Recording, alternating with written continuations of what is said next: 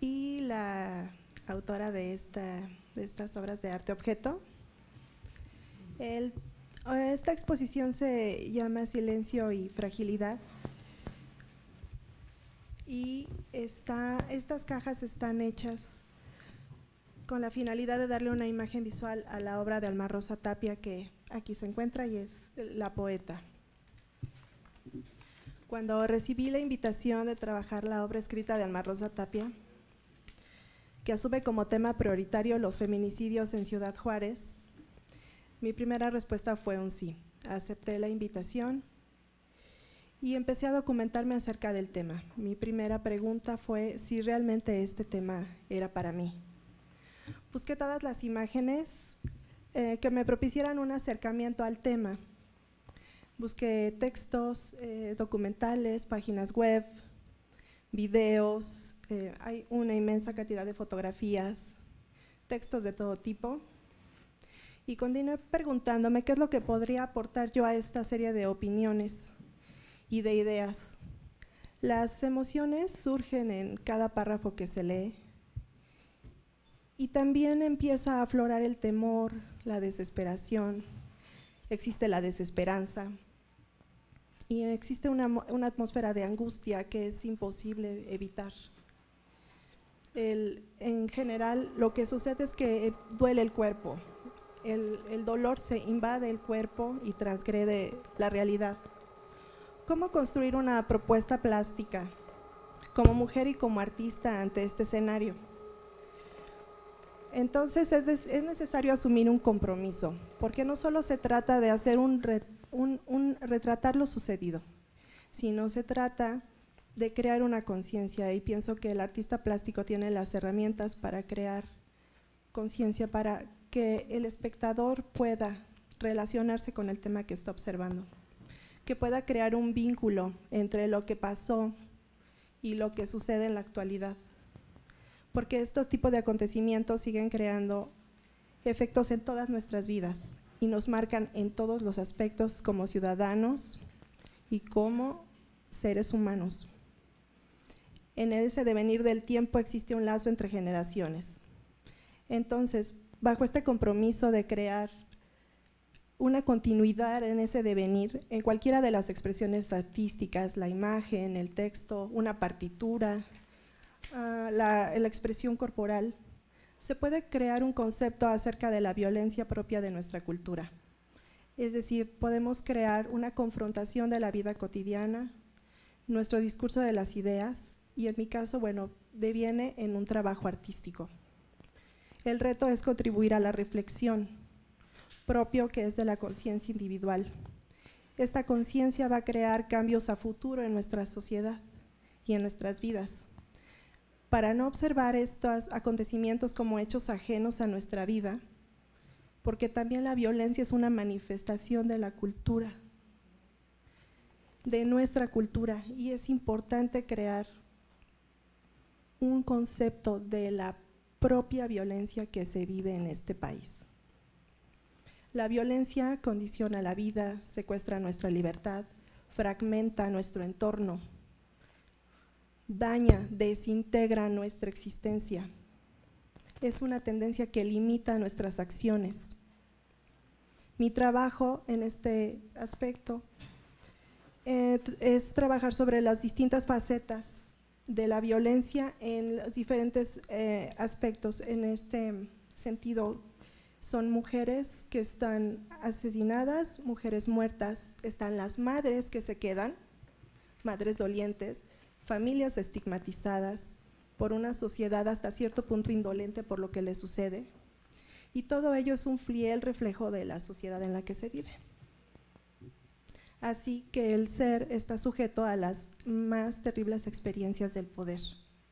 El cuerpo, yo lo asumo en esta exposición como un cuerpo doliente. Elegí cajas de madera, cajas que tienen cualidades estéticas, más no utilitarias, pintadas de color rosa. Este color es emblemático de la mujer y de este movimiento. Las cajas representan féretros. ¿A quiénes llevan estos féretros? Portan la memoria de las niñas, de las jóvenes, Además, portan un país ensangrentado, porque ya no podemos decir que esto es un asunto local, esto es un asunto general de todo el país. Llevan huellas y en concreto lleva a madres que están buscando respuestas para la justicia, que no se les ha otorgado. Les he pirograbado un corazón, el corazón de la dolorosa, órgano privilegiado de la vida humana, símbolo ligado al amor. El corazón de la dolorosa está acechado por 7 dagas. ¿Qué representan estas dagas para hoy, para nosotros? Pues representan la injusticia, la impunidad, representan las carencias económicas, representan la desintegración familiar, la desintegración social, también tenemos el desempleo. Y un país que no escucha ni representa a sus mujeres. Llevan un cojín en un objeto donde lleva milagritos. Estos son expresiones populares y de la memoria colectiva ante la desesperanza que se vive en la vida cotidiana. Llevan inserto un espejo en la contrapuerta, como símbolo de la reflexión. Es un objeto que puede transmutar la identidad, mas no la realidad que está viviendo. Cualquiera puede asomarse y reflejarse en ese espejo. Crea una imagen reflexiva. Entonces, el ejercicio de observar origina una actividad incluyente del sujeto, en el momento en el que la persona se puede mirar a través de esa realidad. Puede cambiar de identidad, pero ahí sigue permaneciendo la violencia. La imagen simbólica que a mí se me quedó muy grabada después de una exhaustiva búsqueda de imágenes fue la de una marcha donde es un grupo de mujeres vestidas de negro con velos oscuros que cubren sus rostros y con velas en las manos. Esta marcha me recordó, cuando yo vi esta imagen, recordé a la Virgen de la Soledad. Pude observar, quise observar sus rostros, pero no vi ninguna identidad individual, sino observé una identidad colectiva. Era un grupo de mujeres que estaban todas con una misma causa, buscando la justicia de sus hijas. La representación de la Virgen en mi trabajo es una representación de género.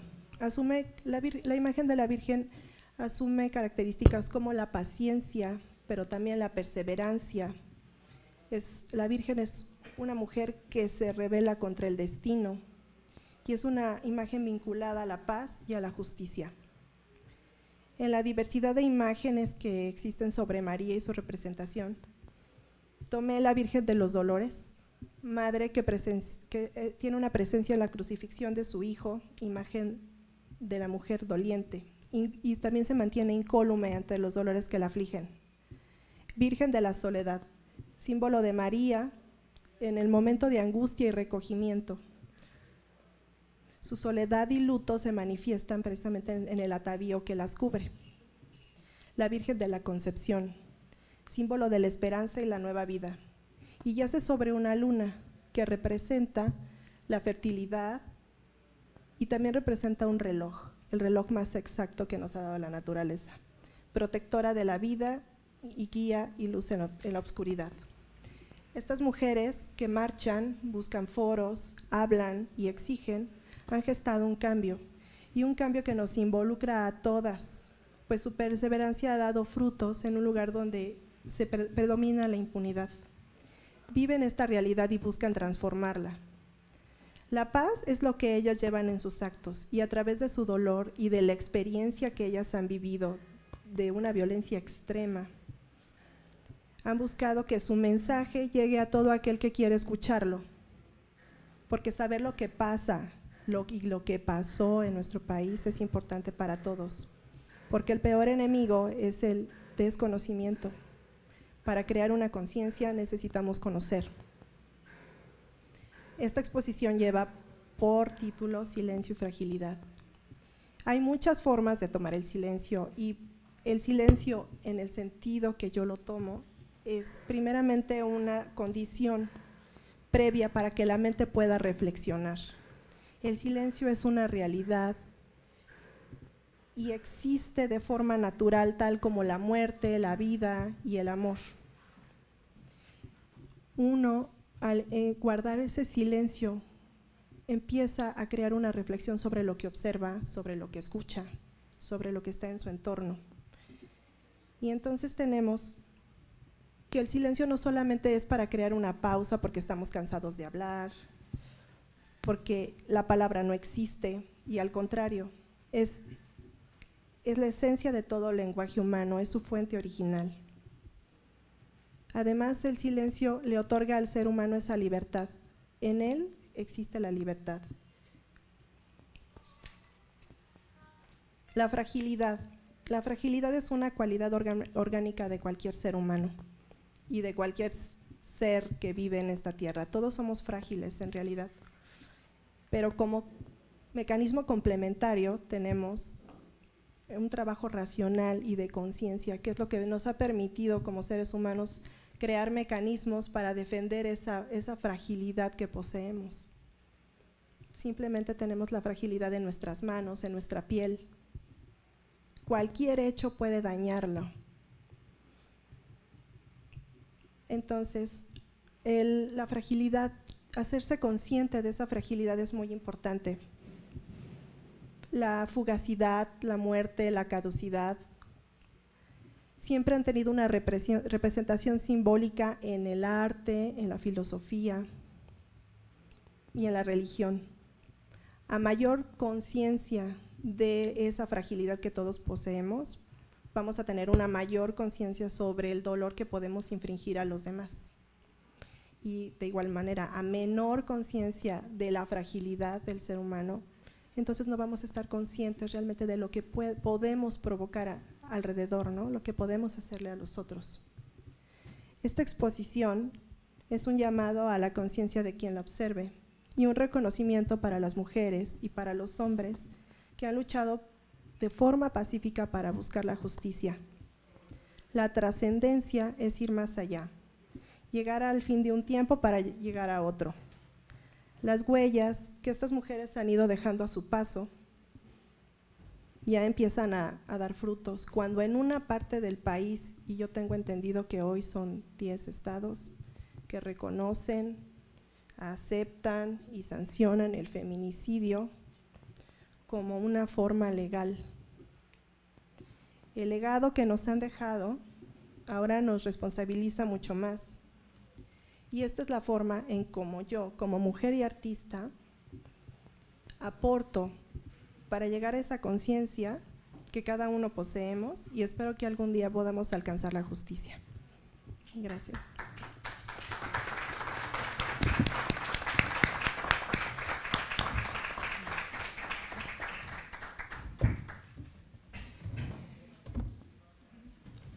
Buenas tardes. Mi nombre es Norma Andrade, soy originaria de Ciudad Juárez y momentáneamente exiliada aquí en el DF.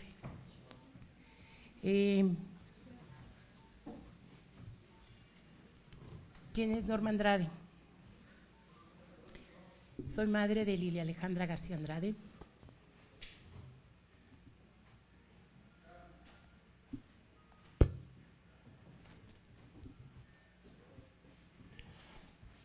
Quien fuera secuestrado un 14 de febrero del 2001 y lo encontré asesinada el 21 de febrero del 2001. Tenía escasas 24 horas de haber sido asesinada. Cuando me entregan el cuerpo de mi hija y le empiezo a exigir al gobierno que quiero saber qué fue lo que sucedió, que quiero saber la verdad de lo que pasó con mi hija, que quiero al asesino en la cárcel. El gobierno, pues, primero me culpa del asesinato de mi hija, porque fui una mala madre, porque no la supe cuidar, fue mi culpa de que la secuestraran. En el inter de estarle exigiendo al gobierno otras madres con el mismo dolor que yo, algunas con la angustia de no saber en dónde estaban sus hijas, se empiezan a acercar a mí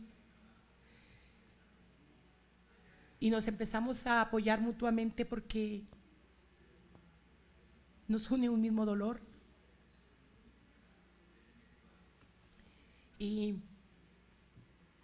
pues de viejas argüenderas, de viejas mitoteras, escandalosas, no nos bajaban. Nos obligaron a constituirnos en una organización, la cual se llama Nuestras Hijas de Regreso a Casa. Su principal objetivo era exigir a los asesinos de nuestras hijas, apoyar a otras madres en la misma situación que nosotras, denunciar lo que estaba sucediendo en Ciudad Juárez, porque por increíble que parezca, no se sabía en el país y mucho menos fuera del país. Las cifras que el gobierno manejaba no tenían nada que ver con lo que realmente estaba sucediendo. Yo recuerdo que para el gobierno mi hija era el expediente número 282, que era el número de la víctima en ese momento, o era el número de caso que ellos manejaban y así lo decían. Yo siempre me he negado cuando voy a la fiscalía a pedir informes a decir el número del expediente, porque para mí mi hija es Alejandra, no es un número. Y siempre en cualquier foro en el que soy invitada porto su rostro. ¿Por qué? Porque ella es Alejandra y es la manera de que la demás gente la conozca también. Alejandra era una joven con sueños, con ilusiones, soñaba ser periodista, sueños que fueron truncados. Ella estaba estudiando la preparatoria, ya trabajaba. Alejandra, a lo mejor enamorada de la ilusión, del amor, no lo sabría decir. En aquel momento yo pensaba que habían sido errores de su vida, porque yo decía que iban a cambiar su vida. Tiene 2 niños, siendo una niña muy precoz. Alejandra tenía 17 años y tenía sus 2 pequeños. Caleb, que estaba recién nacido cuando la asesinan a ella, y Jade de añito, 8 meses. Ahora no considero que hayan sido un error, porque son lo que me sostienen parada a mí. Pero hay gente que en la actualidad me dice activista, quienes me dicen derecho humanista. En realidad simplemente soy una madre que exige al asesino de su hija en la cárcel, que apoya a otras madres en la misma situación que yo, y que impartimos talleres. Ahorita en el momento yo no estoy en condiciones de hacerlo, pero impartimos talleres para apoyar a los mismos niños de otras jóvenes asesinadas. En la organización hay 30 niños de jóvenes asesinadas,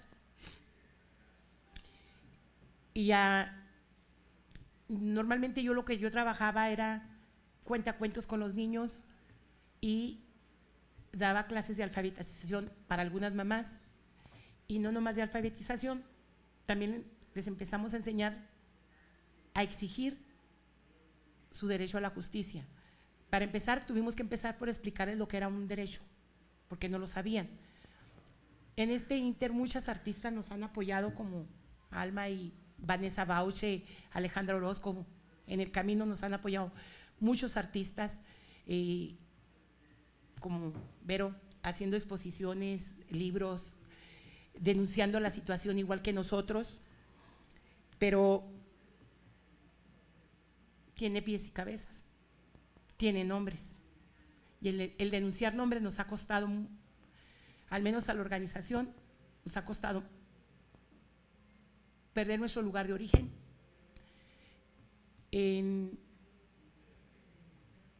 Por encarar al gobernador y decirle el nombre del asesino de mi hija y que no nomás es el asesino de mi hija, sino de varias jóvenes más, y está comprobado porque hay prueba de ADN del violador.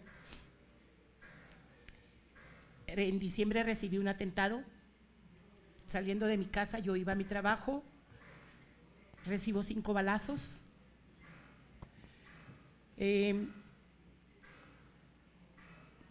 Para el gobierno la mejor solución fue sacarme del estado de Chihuahua y traerme el DF y dejar aquí la pelotita sin decir, mira, ahí te va este problema. Llego aquí el 16 de diciembre, tenía sin mucho semana y media de haber sido intervenida, incluso cuando se me da de alta del hospital porque reciben una amenaza, me quitan la sonda que yo tenía para drenarme y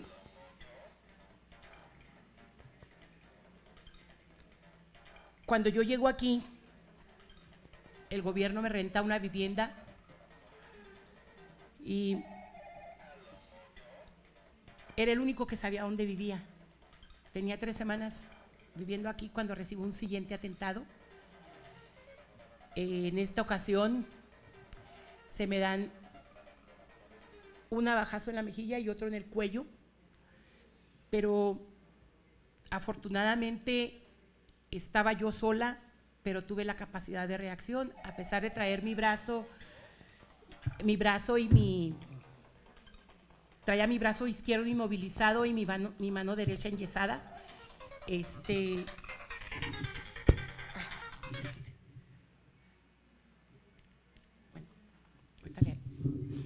Perdón. Es que no saben dónde ando y…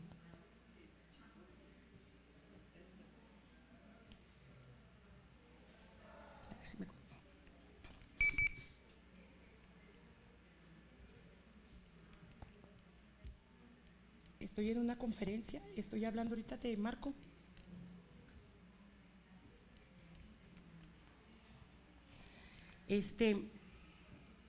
Logro defenderme y mis vecinos me apoyan, pero yo creo que me preguntaban algunos periodistas que si iba a dejar de exigir, que si me habían amedrentado los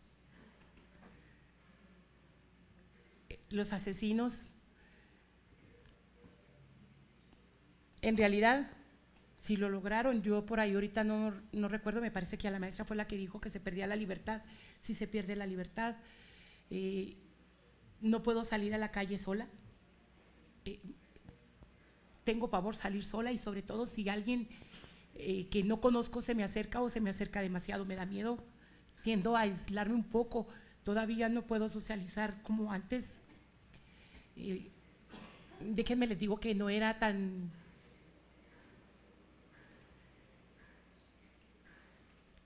Antes podía controlarme un poco más, mi estado emocional es un poco más delicado. Mi vida cambió completamente. Estoy en una ciudad que no conozco,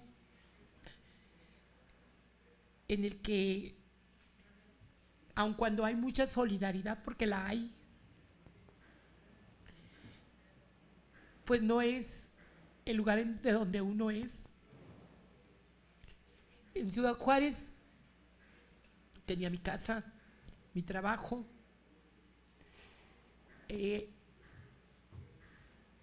cosas las cuales ahorita no cuento,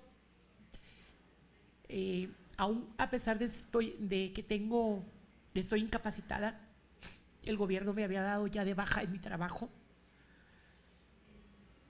Soy maestra de primaria y se supone que las incapacidades de mi servicio médico, sean de donde sean, siempre y cuando sean del ISSSTE, debieran de ser aceptadas en todo el país y sin embargo no me las han estado aceptando. Es un problema que ahorita estamos llevando.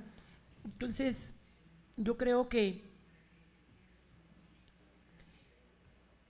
que cada vez necesitamos más el apoyo de la gente. ¿Por qué? Porque el problema se sigue dando. Simplemente ahorita, este año que está por concluir, hay 186 jóvenes desaparecidas. En la morgue en diciembre tenían 52 cuerpos y entregaron 20, son las que han entregado. Quedan 32 sin entregar, de madres que están sufriendo el dolor de saber que ahí hay unas osamentas y no saben si son o no son sus hijas.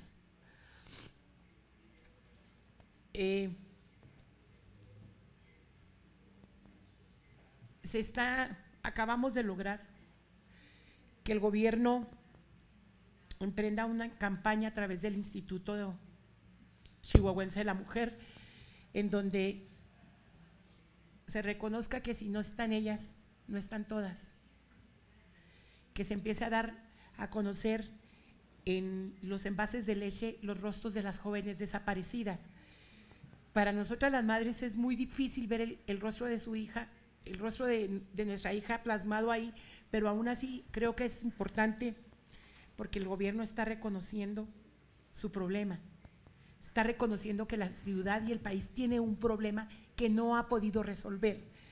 Mas, sin embargo, me preocupa la situación porque una de las primeras propuestas del señor Peña Nieto fue mandar a la CONAVIM, que era una comisión que nos costó mucho trabajo crear, que fue mucho pelear y brincar cercos de seguridad y muchos golpes que nos dieron los escoltas de Vicente Fox para lograrla, y hoy esa comisión que era independiente la van a mandar a formar parte de Sedesol. Lo mismo hicieron con el Instituto de las Mujeres, que finalmente parece que el del instituto sí lo votaron las diputadas y no lo aceptaron, todavía no así la CONAVIM. La CONAVIM todavía está ahí temblando en que sí. Otra de las cosas que también me preocupa mucho es que estén mandando a la Secretaría de Gobernación las fuerzas de seguridad pública. ¿Por qué? Porque para mí eso es más represión. Sí, yo escuchaba ahorita a la maestra que no encontraba la palabra, para mí la palabra es opresión, es hacia donde nosotros vamos. Todo aquel que ose levantar la voz en contra de su gobierno, se nos va a mandar callar, como ellos lo saben hacer. Uno de sus brazos que está proponiendo el señor es a Macedo de la Concha en el área de derechos humanos. Entonces, cuando yo escuché el nombre dije, ponte a temblar porque ya sé lo que nos espera. ¿Sí? ¿Por qué? Porque sabemos la trayectoria del señor. Entonces, yo creo que si nosotras las mujeres no nos unimos, ya no digo porque digan, pobrecita, está sufriendo porque le mataron a su hija, o qué manera tan fea de perder un hijo, porque mi hija no murió de muerte natural, esa yo la acepto. Finalmente, su padre murió un año después porque no toleró el dolor y se muere. Yo le rogaba a Dios que se lo llevara de verlo sufrir en la cama, de verlo el dolor que él tenía en la cama. Yo dije, Dios mío, llévatelo, y si lo vas a dejar, sánalo. A mi hija no se fue así, mi hija fue asesinada. Es algo que yo recalco en todos lados, son asesinatos, no son muertes. La muerte es natural, el asesinato no. Y la manera tan degradante en cómo mueren. Entonces, si nosotras las mujeres nos quedamos calladas y permitimos que el gobierno haga con nosotros lo que quiere, no sé a dónde vamos a quedar, ¿sí? Yo siempre he dicho, si nos callamos, somos cómplices, ¿sí? Hoy fue mi hija, mañana la de quién. Ahora, ¿cuántas mujeres más necesitamos que sigan desapareciendo? ¿O cuántos cuerpos más asesinados queremos para decir ya basta? Ya basta. Yo veo que en la sala hay varones que también me supongo que son padres o tienen una madre o son hermanos.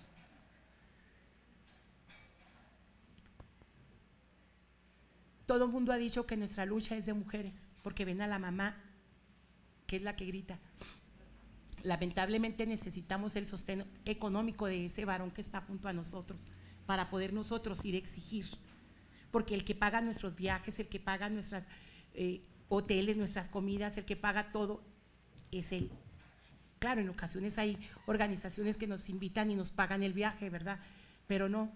Ahora, el hombre tiene tan arraigado su machismo que en ocasiones cuando nos acompañan terminan detenidos.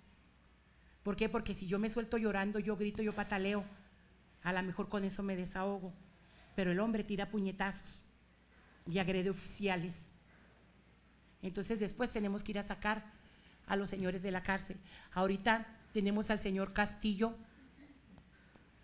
que osó venir, se llama José Luis Castillo, padre de Esmeralda, jovencita de 15 años, secuestrada en el 2009, que ahorita está detenido, acusado de robo, porque osó encarar al gobernador y venir aquí a la Ciudad de México a poner una demanda en Ciedo por trata de personas.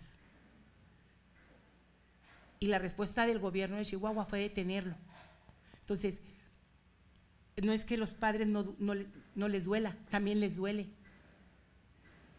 Pero nosotras sabemos que aun cuando a nosotras nos golpean o nos acosan o nos amenazan, con nosotras llegan hasta ahí. No han llegado más allá. Bueno, sí, aparte de Marisela, que ya la asesinaron, yo me les escapé por un tantito. Maricela Ortiz, otra activista que también es cofundadora de la organización, está exiliada en Estados Unidos. A ella le asesinaron a su yerno y le dijeron bien claro: o te callas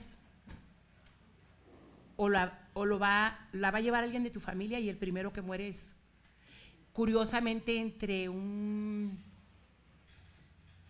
pleito entre policías y narcotraficantes. Entonces, por eso es que casi no se ven hombres en nuestra lucha, pero sí los hay. Entonces, yo les pido que hagan, que lo que están escuchando ahorita ustedes lleguen y lo comenten más adelante. A lo mejor, si no quieren comentarlo en su casa con el círculo de amigos, oye, ya supiste cómo está pasando el problema, como dice Vero, ya no nomás es en Ciudad Juárez, ya no nomás es en Ciudad Juárez, ya es casi en todo el país, ¿sí? Una de las respuestas que nos decían era que nos ahogábamos en un vaso de agua. Chihuahua tiene el 8º lugar de asesinatos a nivel país. Entonces yo le dije al presidente, bueno, estoy de acuerdo, pero debería darte vergüenza decir eso, porque si no puedes resolver la situación de Chihuahua y dices que estamos en el 8º lugar, no me quiero imaginar en Veracruz cuántas muertas, cuántas asesinadas hay y no has podido hacer nada.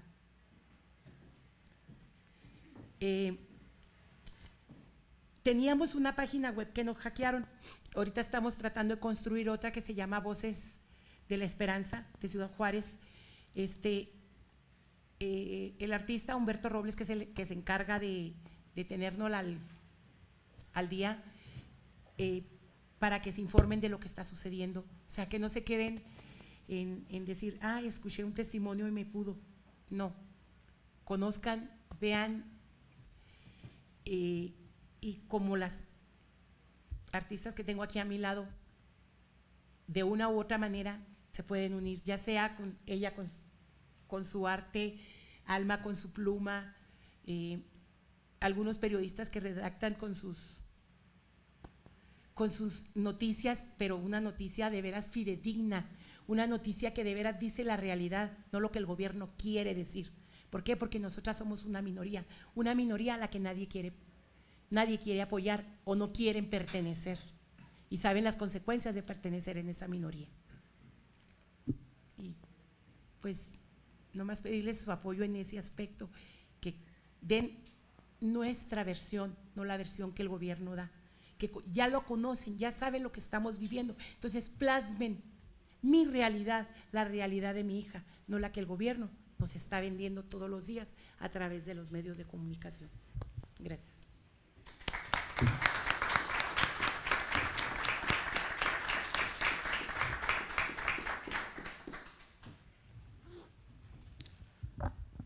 cuando los pueblos se domestican y callan, los grandes forjadores de ideales levantan su voz. Esto nos dice el escritor José Ingenieros. Y quiero abrir nuestra participación con esta frase, porque justo la naturaleza del artista, cualquiera que sea su disciplina, es esa: no quedarte callado, levantar la voz. En este sentido, quiero compartir con ustedes un poco de lo que hemos hecho con el grupo Arte Norte, que fue con quien iniciamos. Posteriormente surgió el colectivo Voces de Esperanza y en este momento estamos presentando la obra de amiga y talentosa artista visual Verónica Fernández, que tuvo una labor ingente para trabajar todo el arte objeto que tienen ustedes aquí al frente, y que es la obra visual la que acompañará el poemario Silencio y Fragilidad. Silencio, ¿por qué? Sufrimos un poco para encontrar el título, y en ese sentido escogimos silencio con sus diferentes connotaciones o vertientes, porque el silencio es algo que rasga, el silencio es algo que se vuelve espina si no se rompe. El silencio de la sociedad, el silencio de la gente que pasa de largo, el silencio de las mujeres que le secuestran la voz, por eso silencio. Y fragilidad, porque somos mujeres, pero somos mujeres y justo de la fragilidad es donde nace la fortaleza, ¿no? Muestra de ello somos las mujeres aquí presentes. Y la primera ocasión que yo me involucré con el tema, por así decirlo, fue con el acercamiento que tuve con el maestro Gustavo Medina. Esta ya es aproximadamente la 20-21 presentaciones que hacemos con diferentes actividades cada una. Gustavo me invitó a escribir un texto. Yo sinceramente era una ignorante del tema. ¿Por qué? Porque me quedaba únicamente con lo que me llegaba de las noticias. Cuando Gustavo Medina me invitó, empecé a documentarme, pero el documentarme me implicó la necesidad de vaciar en las letras, porque para mí las letras son la voz, es el rompimiento del silencio.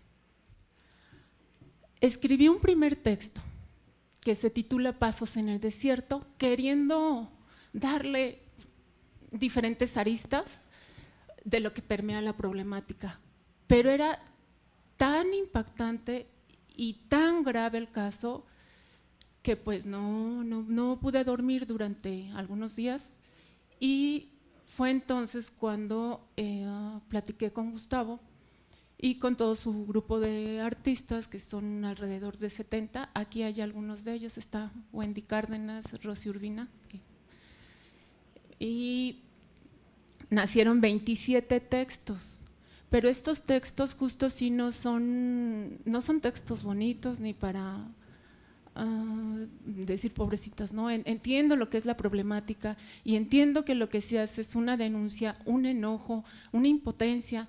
Es todo eso lo que está vertido ahí, ¿no? El exigir justicia y el denunciar.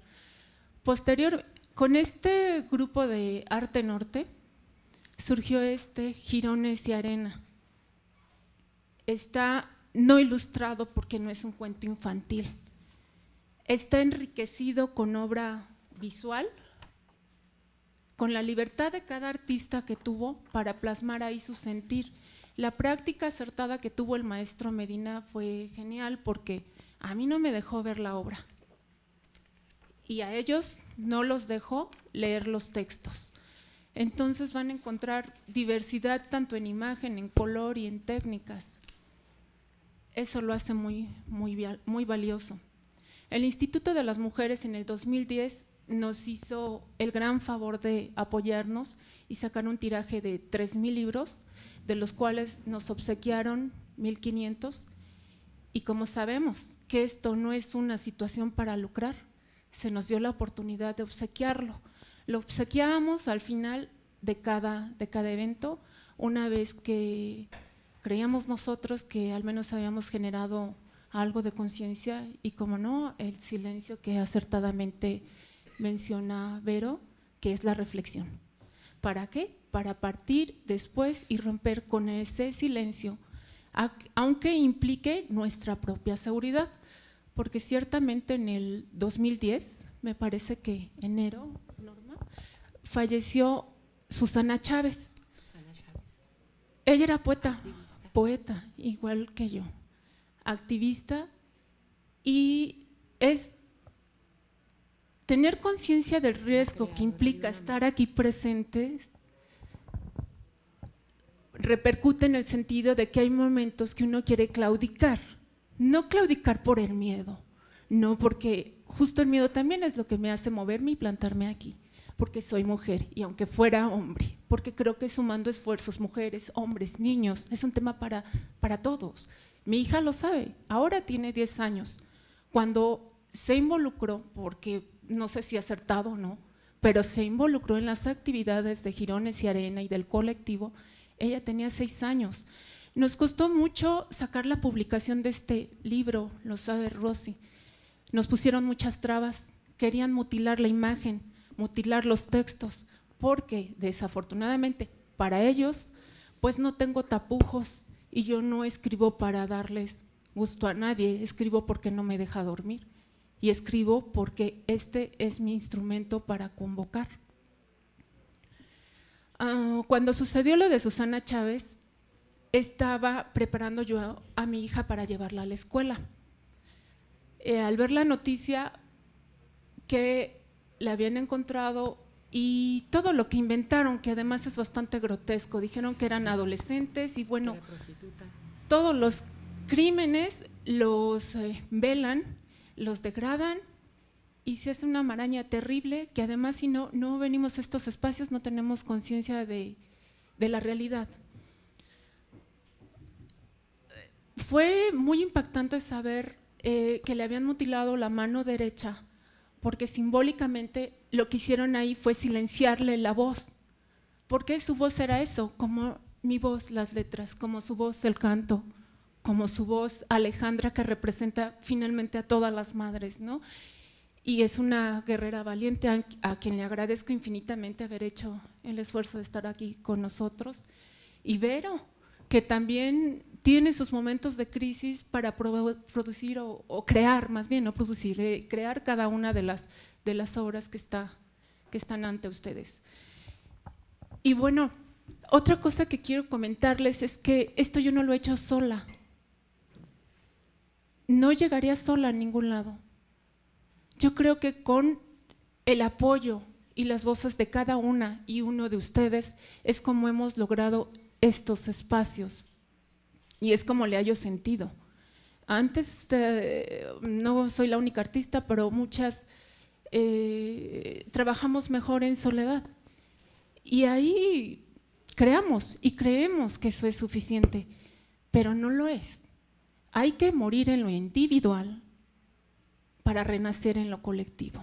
Esa es la invitación y bueno, en ese sentido, sabiendo que somos un colectivo, así sea un libro, sea una exposición, sea un disco, me tomé la confianza con el permiso de Vero, que fue quien gestionó todo muy bonito y muy bien, de invitar a Marduk Serrano, también a Norma Andrade, que él es cantante de música antigua, vive en Francia y en cortos periodos nos acompaña aquí en el Distrito Federal.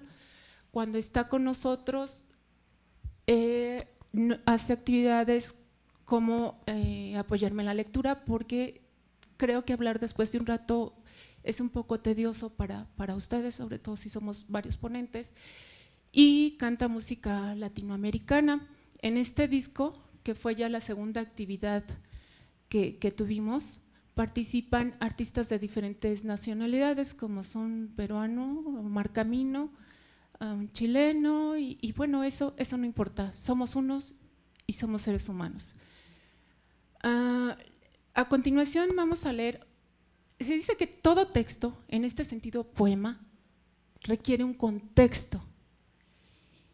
Y el leer los textos aislados resulta abrupto o incluso un poco como choqueante, y perdón por la expresión. Como mi intención no solo es que conozcan los poemas, sino generar conciencia, reflexión y acción, le escribí una sinopsis o pequeña introducción que engloba lo más que pude toda la problemática, y en cada texto antecede una pequeña sinopsis extraída de diferentes fuentes, como son Huesos en el desierto, de Jorge González, El silencio que la voz de todos rompe, y este libro de Diana Washington, que es La cosecha de mujeres, así como algunas entrevistas, palabras, y bueno, es demasiado el material que hay. Le doy la palabra a Marduk para adentrarnos en la cuestión del poemario Silencio y Fragilidad y Jirones y Arena.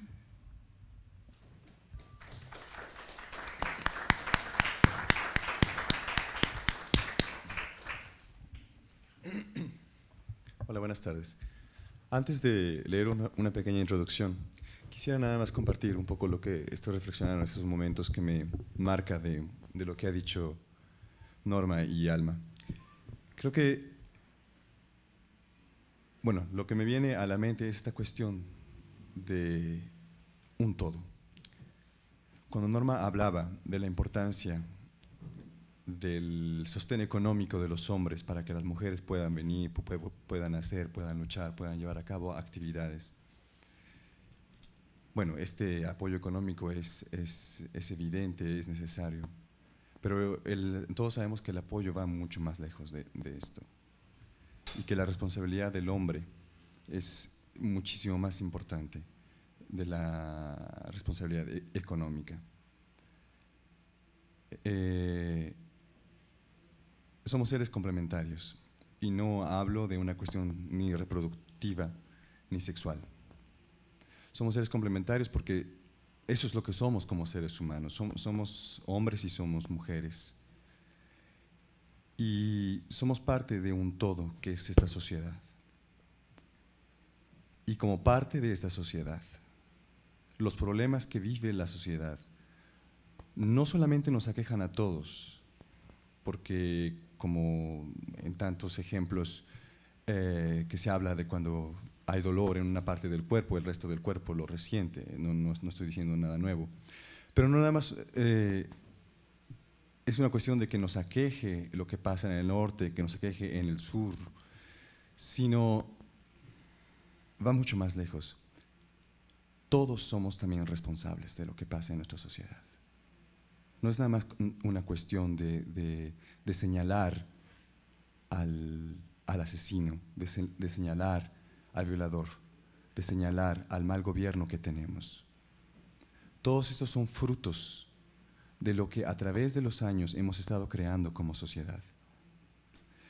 Entonces me parece muy importante tomar conciencia de cuál es nuestra responsabilidad y cuál es el juego que nosotros estamos llevando como hombres y también como mujeres, en las pequeñas acciones de la vida cotidiana. ¿Qué estamos haciendo para defender lo que pensamos, para defender lo que estamos defendiendo hoy aquí? ¿O qué estamos haciendo para ir en contra de lo que queremos hacer? Eso me parece muy importante. ¿Cómo estamos entreteniendo o alimentando la misoginia en nuestras actitudes cotidianas? Y la misoginia, desafortunadamente, no es una cuestión nada más de hombres, es una cuestión de mujeres y principalmente de mujeres, desafortunadamente. Ya no voy a tardar más. Hablando un poco de la introducción. En Ciudad Juárez, Chihuahua, ubicada, como sabemos, en la frontera al norte de México, frente al Paso, Texas, una turba de se vuelven susurros, se ahogan en un mar de impunidad. Las madres y familiares de las mujeres asesinadas en ese lugar se preguntan qué tienen que hacer para que las leyes se apliquen y alcancen la justicia. ¿Cuántas amargas lágrimas deben desbordarse en púrpura tormenta? Ante millones de miradas ciegas por voluntad, cientos de femeninos ojos son sepultados en el desierto. Ante una nación por más de 120 millones de habitantes que hacen nada o casi nada. Todos somos responsables.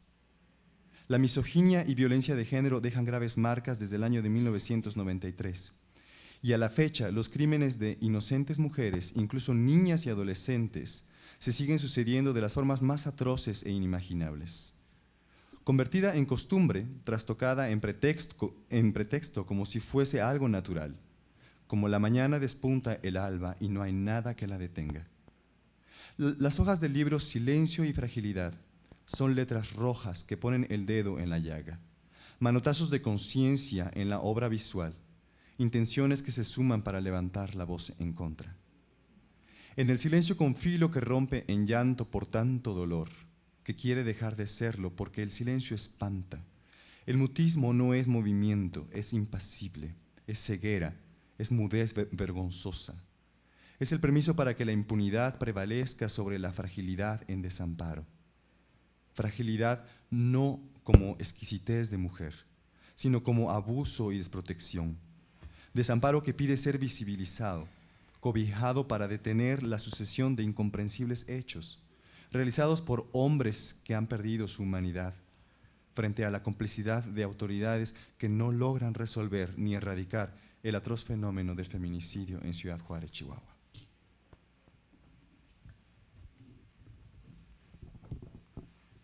A mediados de la década de 1990, el temor y la violencia se había apoderado de Juárez. Una nueva ola de crímenes se tradujo en atrocidades. La sed de sangre era insaciable. Los asesinatos tomaron una calidad surrealista. Parecía que la ciudad había sido invadida por los escuadrones de la muerte. Arde la noche. Te fuiste aquella noche de llamas en la bruma. Te fuiste sin el lazo amoroso de confiado corazón. Ardió la noche en la gravedad de tu senda. Esa noche el viento no llevó furia, no fue arrebato ni cegador polvo. Como mi despedida, no fue abrazo cerrado, interrupción de tu marcha. El sol no te previno de su letalidad en las piedras. El trueno no suspendió el tiempo, no sobresaltó tu alma. Nada sabías, hija, hermana, morena, como todas tantas, solo nada. Los perros bravos no aullaron esa noche. No emergió del vacío una bestia feroz que parte a parte los engullera. La luna nada hizo con su hechizo. La luna no paralizó sus garfios, como nada los detuvo. Tu voz no fue ácido vaciado en sus rostros de impunes diablos, como tu lamento no fue veneno en su boca, como su alma no ardió en el mar, en la tierra ni en el infierno. ¿Cómo no ver el reproche en el espejo cada mañana? Nada hizo la luna. El sol nada. Nada el viento. La tarde nada. Nada el desierto. Los uniformados nada. Nada el silencio. Los humanos nada. Nada los testigos. Nada el gobierno. ¿Por qué nadie hizo nada? ¿Cómo puede la vida seguir sin tu sonrisa en este mundo? Me pregunto cómo. ¿Cómo puede la gente pasar de largo sin escuchar mi clamor de justicia, haciendo caso omiso al dolor, haciendo nada? Arde la noche entre la bruma. ¿Cómo haré para levantarme en la mañana y saber que tus hijos preguntaron por ti y yo no sabré decirles nada? ¿Cómo entender que nadie puede regresarte a mi lado? Me pregunto, ¿cómo? Este poema es dedicado a los familiares de las víctimas por rescatar las ganas de vivir a diario.